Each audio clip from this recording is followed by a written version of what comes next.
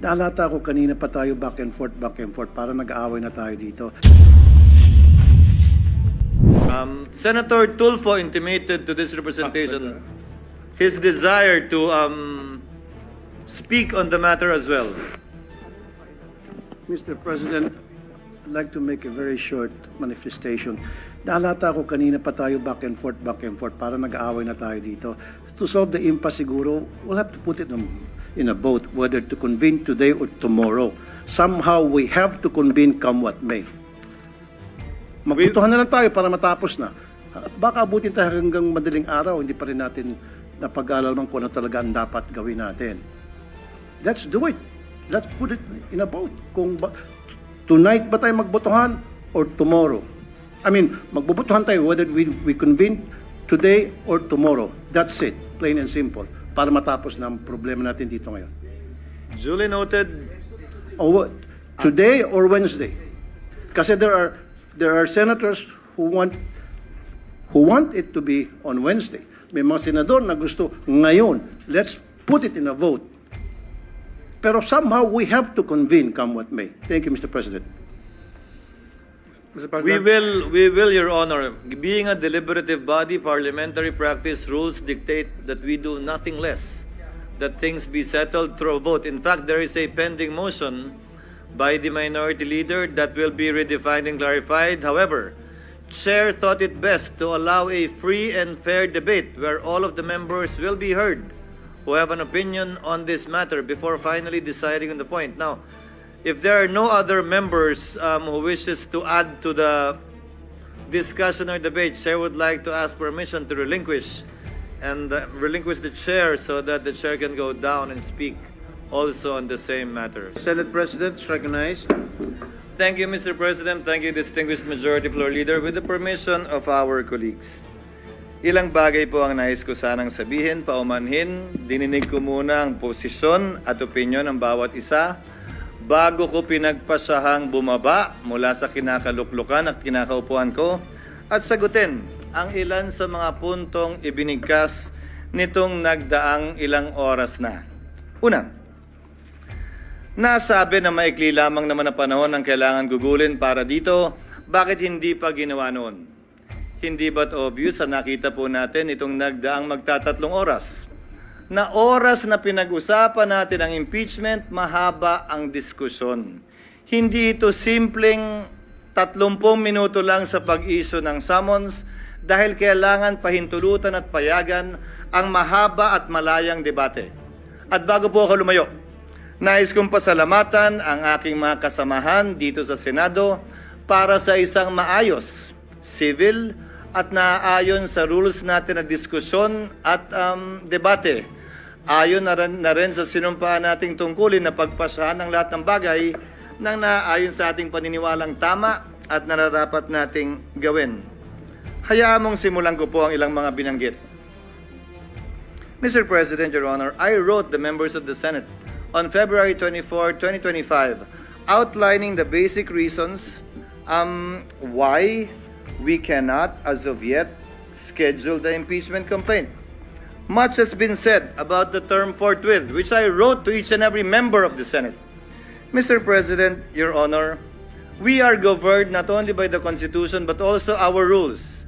We are governed as well by precedents. We are governed as well by decisions of the Supreme Court pertaining to this matter. Allow me to, for the record, cite a few regarding this matter, lest they may think that it is only a one-sided opinion with respect to their definition of forthwith na agad-agad. Kada senador marahil may kanya-kanyang opinion kaugnay nito. Hindi ko pwedeng hayaan na sa record natin ay hindi maisabi ang ibang opinion kaugnay nito. Una, nakasaad po sa saligang batas kaugnay sa papel na dapat gampanan ng Kamara na dapat tugunan nila ang pagsampa ng impeachment complaint sa loob ng mga takdang panahon. Kung ilang session days para ilagay sa calendar, ilang session days para ilagay sa Committee on Justice, ilang session days para pagpasahan, ilang session days para pagdesisyonan ng plenaryo ng Kamara. Nakalagay din sa rules ng Kamara, anumang impeachment complaint regularly filed by one member dapat po immediately, hindi po forthwith, immediately, i-transmit ng Secretary General sa Speaker. Nakalagay din sa sariling rules ng Kamara. Ang Speaker dapat sa loob ng 10 araw i-refer sa Committee on Justice. Bakit mahalaga yon? Dahil sang-ayon sa desisyon ng Korte Suprema sa Francisco case, dyan magsisimula ang 1-year ban sa pagsasampa ng pangalawa, pangatlo o pang-apat na impeachment complaint. Hindi yan ginawa ng Kamara. Sa katotohanan, hanggang nag-adjourn tayong lahat bilang Kongreso noong February 5, hindi yan ginalaw ng Secretary General sa kabila ng magkatabi lamang naman ng opisina ng Secretary General at ng Speaker. Sasabihin marahil ng ilan, tapos na yan. Lumipas na yan, tulad ng sinabi ni Senator Coco, wala na tayong magagawa dyan. Nandun ako. Pero may katanungan akong iiwan bago nating lisanin ang puntong yan. Nasaan yung mga nagrereklamong dapat agad-agad? Nasaan yung mga nagsasabing ngayon na, wag nang pagpaliban, ba't ba dinedelay? Inupuan po na mahigit 2 buwan, magtatatlong buwan nga ito. Hindi inaksyonan. Wala naman ako narinig na nagreklamo na nasa na yung agad-agad. Sa kanila nakalagay immediately, may takdang araw pa. Yan ang paksa ng petition sa Korte Suprema ngayon na inihain ni Vice President Sara Duterte kaugnay sa pag-iiwas sa tinatawag niyang 1-year ban na nakasaad sa saligang batas. Now let me proceed to forthwith. I quoted this in my letter to all the senators. Forthwith, citing various cases, Mr. President, Your Honors, means within a reasonable time, which may be longer or shorter period according to the circumstances of a particular case. It means it is elastic in nature and varies with every case. Quote, it may be modified by circumstances and the nature of the duty to be performed. Marami po nagsasabi ng opinyon na agad-agad. Kung gaano karami po ang abogado, kung gaano karami po ang marunong at magaling, gaano din kadami marahil ang kanilang interpretasyon. Pero nasaan ang probisyon ng saligang batas, desisyon ng korte nag-iinterpreta doon na nagsasabing agad-agad nga ang ibig sabihin yan, samantalang hindi naman agad-agad ang interpretasyon ng salitang immediately ng Kamara. Kung talagang immediately ang gusto, de sana ang sinulat ng mga nagsulat ng konstitusyon, immediately din tayo. Yung immediately nga ng House, hindi yun ang interpretasyon. Tapos tayo ganyan. If the prosecutors themselves, the complainants themselves were not that interested and sat on these complaints for over 2 months, tayo bigla ngayon, mamadaliin nila habang nagpabanjing-banjing sila ng mahigit 2 buwan sa mababang kapulungan. Pangalawa,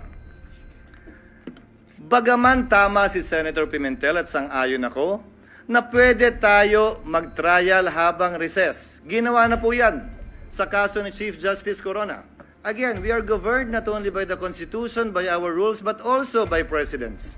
Subalit, may malaking pagkakaiba. Dapat nasimulan, na-refer, at nagkaroon ng plenary action sa articles of impeachment upang makonstitute ang impeachment court bago ito magpatuloy habang recess. Maraming nagsabi, mag-trial na tayo, mag-convene na tayo, sumampa na tayo habang recess. Sa pananaw at palagay ko, labag yan sa saligang batas. At dun sa mga talagang gustong matanggal si Vice President Sara Duterte, dun sa mga galit sa kanya, inis sa kanya at gustong madali itong impeachment, para mo lang binigyan siya ng dagdag na balang questionin ito sa Korte Suprema. Dahil hindi po pwede yan. At hindi po ako papayag na mangyari at gawin yan dahil lamang gusto nila at nagmamadali sila. Sinabi ko na sa simula pa lang ng impeachment process na ito, 1 linggo matapos i-file yan dito sa Senado, 2 oras bago tayo mag-adjourn sa huling araw ng ating sesyon. Sabi ko, hindi ako makikinig, susunod o magpapadala sa sino mang pabor sa impeachment at ayaw kay Vice President Duterte. Impeachment complaint. Pinagpasahan nila. Resign na pala eh. Wala na tayong kailangan gawin. Naalala niyo po yung debate? Na meron pa namang penalty of absolute perpetual disqualification. That was discussed. But by way of precedent, the Senate did that. So if you look at the past presidents of the Senate, nagawa po nila yon, pinagbotohan po nila yon. Without convening the impeachment court. Wala pong nagsabi, hoy, inaabandon na ninyo ang inyong constitutional duty nung ginawa ng Senado yon. Paano po yan, Ginoong Pangulo? Pagsang-ayon ba ang karamihan o ng pinakamaingay o matatalino sa ating bansa? Okay lang? Pag hindi sila sang-ayon, hindi na okay. Bugbog ka na. Bugbog na institusyon. Dapat may gawin na tayo. The Constitution, the rules, and the precedents, Mr. President, do not change simply because a group says otherwise. Baliktan naman pa natin. Yung isang naudlot na impeachment complaint laban kay dating Chief Justice Davide. Karamihan sa mga civil society groups tutol doon sa impeachment complaint na yon. Tungkol sa corruption din yon. Tungkol sa pag-aabuso din ng poder yon. Parehong mga grounds. Dahil yun naman ang ground ng impeachment talaga eh. Anong sinabi nung halos parehong grupo ngayon na gusto ang ulo ni Vice President Sara? Ay, masama yung impeachment yan. Hindi yan dapat i-file. Dapat i-dismiss nyo yan. Mabuting tao si Chief Justice Davide. Nagsalita pa ang mga miyembro ng Senado noon. Kahit padala ng Kamara sa amin, hindi namin tatanggapin yan. Sinabi din po ng Senado noong mga panahon yun. At saka busy kami sa budget. Kailangan muna namin unahin yan bago yan. Babalik ko ang katanungan. Nagbabago ba? Depende kung sinong may gusto. Hindi ba dapat kung ano yung pamantayan at batayan kaugnay ng impeachment complaint, sino man ang nasasakdal? Pareho at parehas ang pagtrato natin. Ngayon, kaugnay ng kasalukuyang impeachment complaint, nakalagay po sa rules ng Senado, ang impeachment proceedings dapat i-refer sa Committee on Justice. Ang ginawa ng Senado, bagaman pareho ang rules natin na bahagi ng ating President, ni-refer sa Committee on Rules na siyang naging hudyat para buuin ang impeachment court. Sa Estados Unidos, kung saan natin kinopya ang karamihan ng mga provision ng ating impeachment rules, ang mga miyembro ng Kamara na nag-hire ng impeachment o mga prosecutors, sila ang nagbabasa niyan. So, nung nakita po namin sa parte ng Secretariat, yung President na yon, nung nakita po namin yung provision na dapat sa Committee on Justice i-refer, sinuggest namin na basahin yung Articles of Impeachment ng prosecutors mismo. Sa Senado, hindi pa sa Korte. Para magsilbing hudyat yon ng pag-convene ng impeachment court at panunumpa ng mga judges ng impeachment court. Yung po sana ang nakatalagang gawin sa June 11. Nasabi po ni Senator Villanueva, ano nga bang pagkakaiba? June 2, June 3, June 5, June 4, June 9, June 10, June 11. Kung susundan natin ang ginawa ng mga ibang impeachment court sa mga nagdaang panahon, ini-issue lamang nila yung summons para mabigyan ng sapat na panahon. Ang nasasakdal na isumite yung kanyang answer dyan sa impeachment complaint. At pagkatapos nun, dahil magtatapos ang kapangyarihan ng mga prosecutor sa June 30, hindi po tayo pwede magpatuloy sa ating paglilitis dahil hindi naman pwedeng one side lang yung ating mapapakinggan pagkatapos ng June 30. Doon sa nagsasabi na may mga private prosecutor naman na i-appoint ang Kamara. With the principal goes the agent because the authority of the principal ceases by June 30. So, napag-usapan, tatawid ba ito? Tatawid ba ito sa susunod na Kongreso? Kung gaano rin karami siguro ang senador, ganong karami din ang opinion. Kung gaano karami ang abogado, ganong karami din ang magaling nilang basehan kung tatawid nga ba o hindi. My position is that it will. Mr. President, Your Honor, allow me to read portion of the deliberations of the Constitutional Commission on this matter. Delegate Aquino, because I would proceed, quote, from settled jurisprudence that impeachment proceedings are essentially judicial in nature, such that it follows that when the legislative chamber undertakes these proceedings, it sits as a court of justice, and therefore, it is not bound by the rules of legislative sessions. It cannot adjourn. Assuming that the session is adjourned, impeachment proceedings should not in any way be affected by the adjournment of the session. Delegate Romulo, that is not precluded from our proposal. If the Commissioner wants to make it explicit and to suggest amendments to that effect, I suppose I would not object.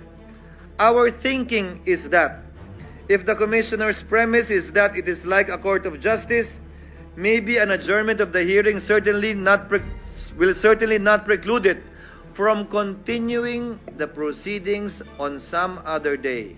In other words, it could not lose jurisdiction just because of adjournment. Add to that, Mr. President, what the minority leader said during earlier sessions we've had.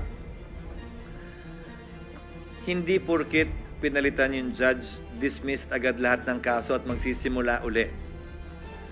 Ang prinsipyo pa ng batas na nagsasabing anumang sinimulan, dapat lamang tapusin. Plus ang president natin kaugnay sa SET na tumatawid yung kaso sa SET bagaman nagpalit ng Kongreso, bagaman nagpalit ng mga miyembro ng Senado at maestrado ng Korte Suprema. Now, allow me to state a few more things before I yield the floor. Mr. President, Congress cannot pass an irrepealable law.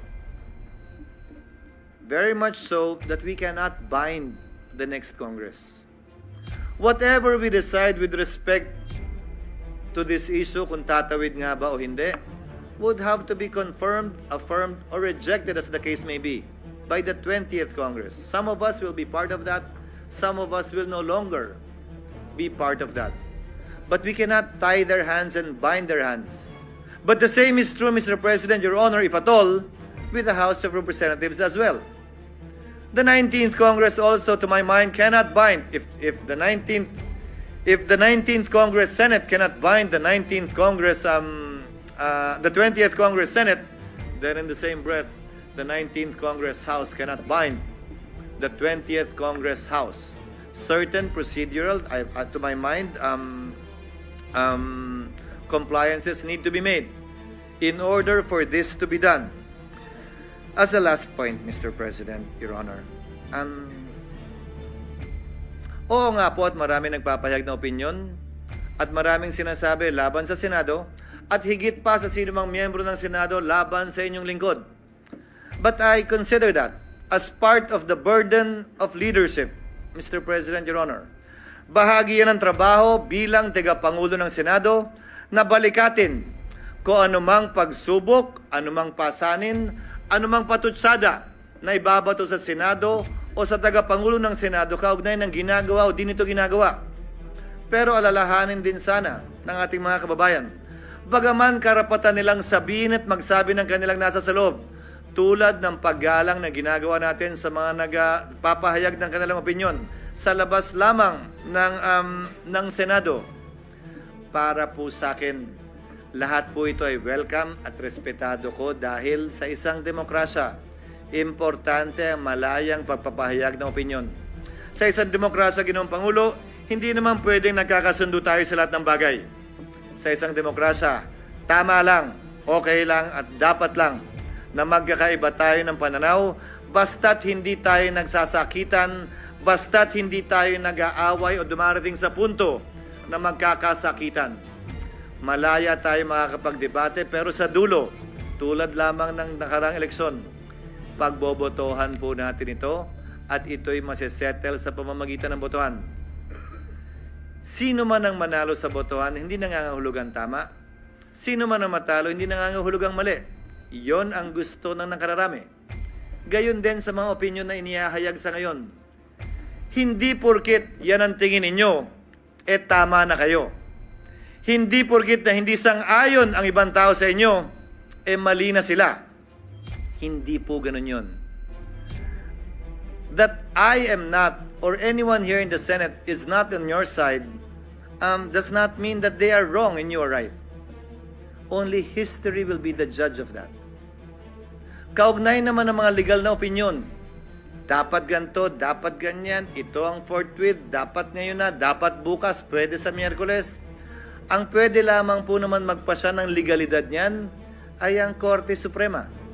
Hanggat hindi po nangyayari yan, malaya tayong pwedeng magdebate at sabihin ang ating kanya-kanyang posisyon na buong nabukas at buong pahintulot ang binigay ng Senado para mapakinggan yan.